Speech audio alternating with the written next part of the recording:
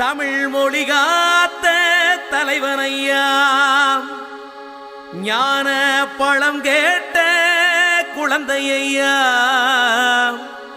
அப்பனுக்கு பாடஞ்சொல்லி ஆறுபடையாட்சி செய்யும் ஏசாமி முருகனையா.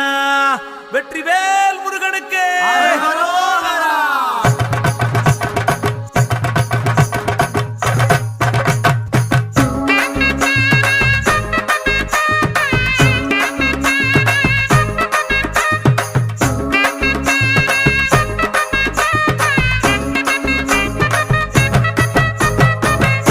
சின்ன